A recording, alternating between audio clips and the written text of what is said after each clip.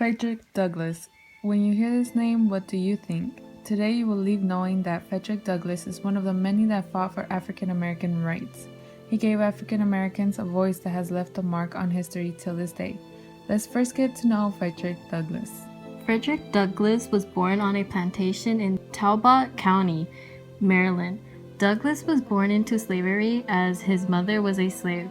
Since his birthday was unknown, he decided later on to pick the date February 14th to celebrate as his birthday.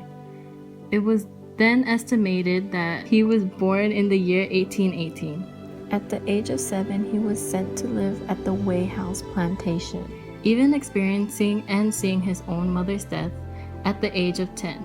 A few years later, he was sent to serve at the Old family in Baltimore. Around the age of 12, his master's wife, Sophia Old, began to teach Frederick the alphabet.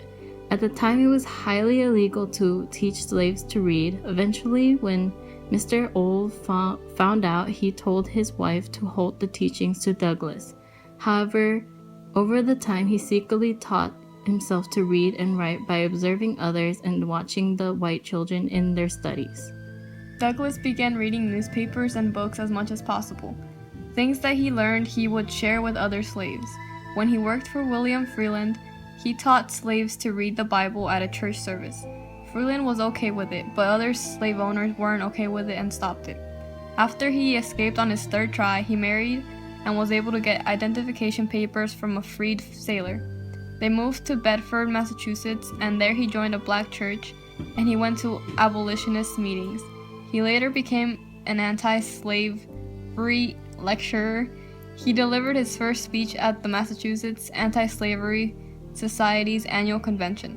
After writing and publishing his first autobiography, he became a bestseller, and his books were translated into several languages. Douglass was hired as a speaker by the society. Douglass' fame was growing and he gained many admirers.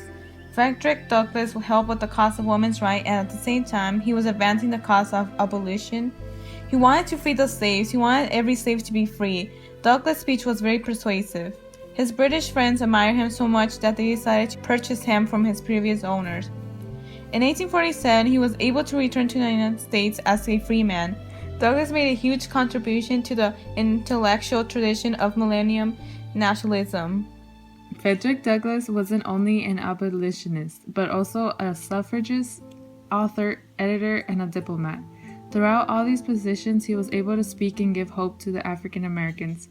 Frederick's autobiographies help explain to the people the life of a slave and the way they were treated, and continue today to be a well-known novel.